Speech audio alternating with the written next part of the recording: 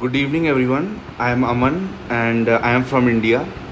I am completely in love with Spanish, madly and irrevocably in love with Spanish. But coming from a country where almost nobody even knows anything about Spain and its culture and the language, the learning process can sometimes be a bit exhausting. And for that reason, I thought that I would make these videos where I am discussing my Spanish learning process, my reading these Spanish articles with you, translating them, and highlighting the important, the difficult, complex words that might help you improve your level of Spanish, because I know a lot of people are enthusiasts of Spanish around the world, but they don't. They plateau after a certain level, after a B1 level, after a beginner intermediate level. They don't have the resources, they don't know how to go about it. And I used to read a lot of news articles in Spanish, but what would happen is that after 1 or 2 days, all the important and those glamorous words that would put me into the C2 or C1 level, I would forget, be it from El País or El Mundo or even BBC Mundo. And so I am hoping that by doing this, not only am I able to improve my learning, my language ability in Spanish, but also yours. And I hope to, create a community, create this community where we can together grow as Spanish enthusiasts and increase our knowledge of this language. Thank you very much. And the first article which I am going to do is, it is divided into two parts. So the first part I will upload today. The next part I will upload tomorrow. It is La dinastía bin Sultán, los controvertidos jeques que transformaron a Emiratos Árabes en un poder global. So this means the Bin Sultan dynasty, the controversial sheikhs that transformed the United Arab Emirates into a global power. So you can see the photo over here. It is basically Dubai. Hasta hace solo unos 50 años eran un grupo de reinos tribales en el desierto de la península arábiga. Now here, Peninsula Arábiga means Arabic Peninsula. Okay.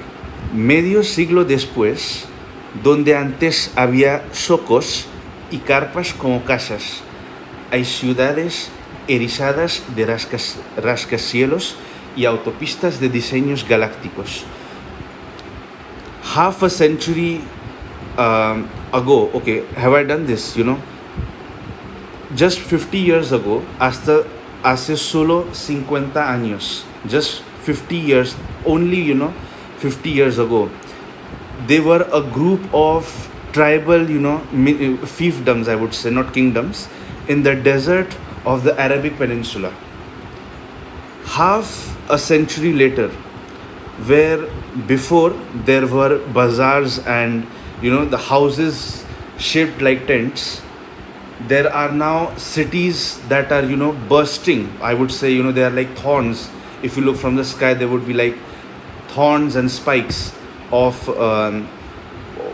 skyscrapers and highways that of their design is like as if they are like galactic type of design, very futuristic type of super highways are being designed. Next, it is donde se recogían dátiles, se buscaban perlas y se criaban camellos para sobrevivir. Hay ahora una sucursal del Museo del Louvre de París y campus satélite de las universidades de Nueva York y La Soborna. Okay, so where they used to gather dates, and they used to search for pearls, and they used to raise camels to survive. Now there is a branch, I would say, a sub I would say franchise or a branch of the Louvre Museum, of Paris, and these satellite branches like NYU, Abu Dhabi. So these satellite branches of the universities of New York and the Sorbonne, which is in France, very prestigious university. Next, it is tienen además el edificio más alto del mundo, el hotel más lujoso de 7 estrellas. Han pagado la mayor suma de dinero por un cuadro, el Salvator Mundi, atribuido a Leonardo, y el que hasta hace poco fue el centro comercial más grande del mundo. They have, in addition, the tallest building in the world, the most luxurious hotel, I think that would be Burj Al Arab, of 7-star only hotel, which has 7 stars, and they have paid the greatest sum of money, for a painting. That was Salvator Mundi, that Portuguese for savior of the world. Okay, and attributed to Leonardo da Vinci. And y el que hasta hace poco fue el centro comercial más grande del mundo, and that a little while ago was the biggest commercial center of the world. Y si fuera poco, han estado entre los pocos países que han enviado misiones al espacio y fueron los pioneros en establecer oficialmente una semana laboral de 4 días y medio. And as if it was not enough, they have been among the few countries that have sent space mission, as what I would call it, space missions, and were the pioneers in establishing officially 4-day, 4.5 day work week. Okay, one of the first ones to do that. Emiratos Árabes Unidos, EAU, se ha vuelto con los años una puerta entre Oriente y Occidente, una combinación de modernidad, tecnología y extravagancia, impulsado por sus ricos yacimientos de petróleo. Okay. The United Arab Emirates have become, se ha vuelto, verbos en cambio, they have become, se ha vuelto, with the, con los años is like with the passage of years, a gateway between the East and the West, Oriente y Occidente, a combination of modernity, technology and extravagance propelled due to its rich deposits of petrol, rich petroleum deposits. Pero también un poderoso actor global, un aliado clave de potencias occidentales en la zona del Golfo Pérsico y una de las autocracias más controvertidas del planeta. But also an important global actor. Actor as in, not the cinema actor, but as in someone who is putting things in motion, right? And a key ally of Western powers in the zone of the Persian Gulf zone, and one of the most controversial autocracies of the world, of the planet. Y detrás de esa transformación que sacudió al país en menos de medio siglo, los expertos en Oriente Medio no dudan en señalar al hombre que gobernó la Confederación de Emiratos desde inicios de este siglo hasta su muerte este mes, el jeque Khalifa bin Zayed bin Sultan Al Nahyan. And behind this transformation that shook up this country, this sleepy country, in less than half a century, the experts in the Middle East don't have no doubt in pointing out the man that governed this confederation of emirates from the beginning, since its beginning of since the beginning of this century till his death this month, right? The Sheikh Khalifa bin Zayed bin Sultan Al Nahyan. Okay. Considerado uno de los hombres más ricos del mundo, el también emir y gobernante de Abu Dhabi fue el segundo presidente de EAU en su historia y la polémica figura que ubicó a su país más allá del mapa del desarrollo regional.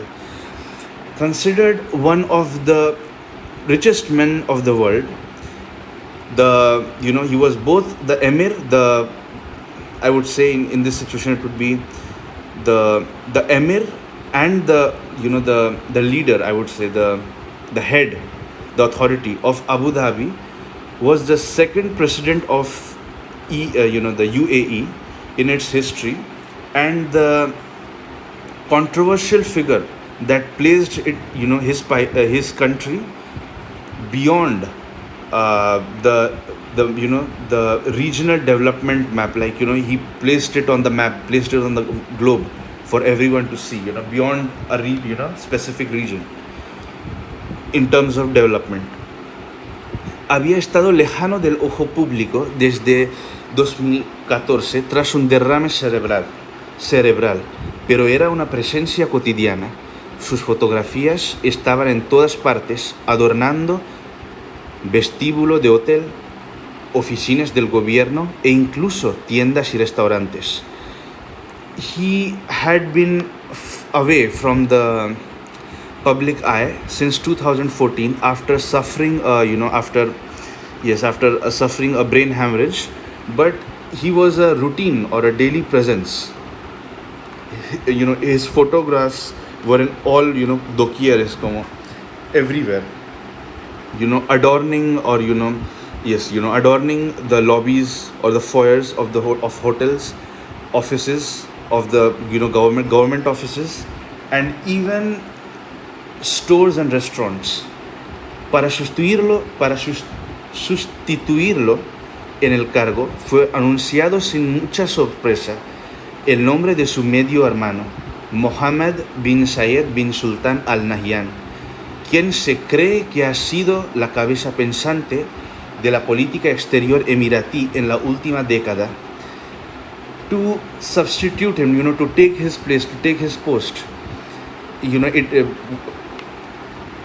the name of his half-brother, Mohammed bin Zayed bin Sultan Al Nahyan, was announced without a lot of surprise, as he was someone who was believed to be the brains behind the foreign policy, Emirati foreign policy in the last decade. Pero cómo esta dinastía de jeques lograron transformar su país de un reino tribal en una de las nuevas potencias del Medio Oriente. But how did this dynasty of sheikhs, manage to transform this country from a tribal fiefdom into one of the major power players, one of the superpowers, I would say, of the Middle East? Not superpower, one of the major powers of the Middle East. Okay, so I think now we have to go la formación. El jeque Khalifa murió este mes. The photo is not showing, but basically this man who would be in the photo, he died this month. Para finales de la década de 1960, Reino Unido había prácticamente renunciado a mantener sus colonias en la península arábiga. By the end of the decade, of 1960s, by the end of 1960s, United Kingdom had practically renounced, or had practically said, we don't want it anymore, to maintain, its colonies in the Arabian Peninsula, right, and the Arabic Peninsula, and habían llegado allí casi un siglo antes para tomar el control de unas tribus combativas que se dedicaban al saqueo de los barcos mercantes que pasaban por sus costas.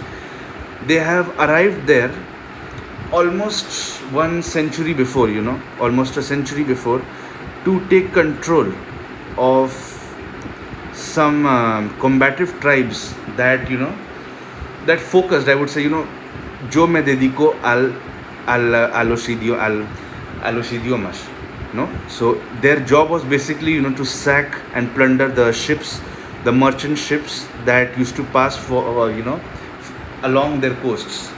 So they were basically employed in that field, I would say, I don't know. Pero aunque hacía poco se había descubierto petróleo, los británicos veían más peligros que potenciales beneficios quedándose allí. But even though little hacía poco, it would be. But even though some time before, just recently, I would say, in that time, recently, therefore it is hacía poco and not hace poco. In that time, we are going a little bit even more in the past. So just a little bit before, in that time, when they were announcing that petroleum was discovered, and the British saw more danger than potential benefits staying there. Fue entonces cuando los jeques de 6 emiratos del área, Abu Dhabi, Dubai, Sharjah, Ajman, Al-Quwain y Fujairah, decidieron formar un consejo para coordinar los asuntos entre ellos. It was then when the sheikhs of the 6 emirates of the area, Abu Dhabi, Dubai, Sharjah, Ajman, Al-Quwain and Fujairah, decided to form a council to sort of coordinate the issues between them, as if a head council, to coordinate all the problems and the issues to be taken care of. Y en diciembre de 1971 anunciaron que se unirán para formar un nuevo país, Emiratos Árabes Unidos, una confederación de reinos semi-autónomos. And in December of 1971, they announced that they would unite to form a new country, United Arab Emirates, a confederation of, I would say, these semi-fiefdoms of kingdoms, semi-autonomous kingdoms, small kingdoms, like the United States of America, no? That's how it is. Poco después se le uniría otro emirato, Ras Al Khaimah,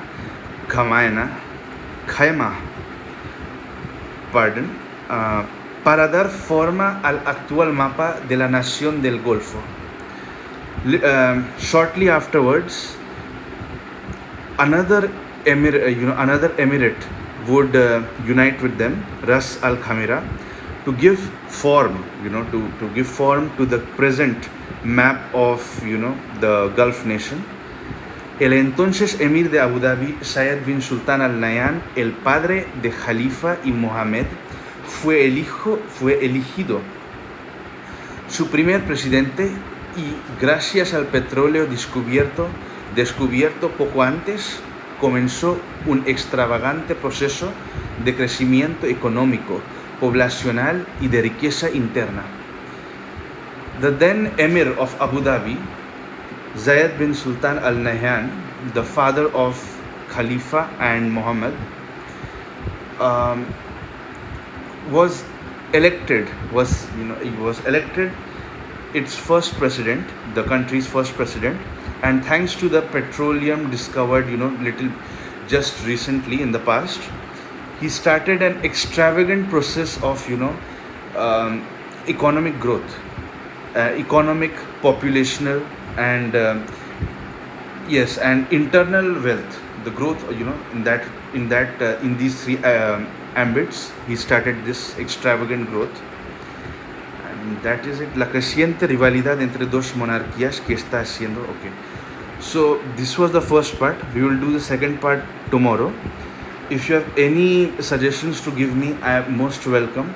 This is my first video ever on YouTube. I am a bit nervous, but I am trying to put a brave face. I want to really feel like we have created a virtual community where we can improve not only our Spanish but each other's Spanish. So I would very much like any comments or suggestions that you're giving to me.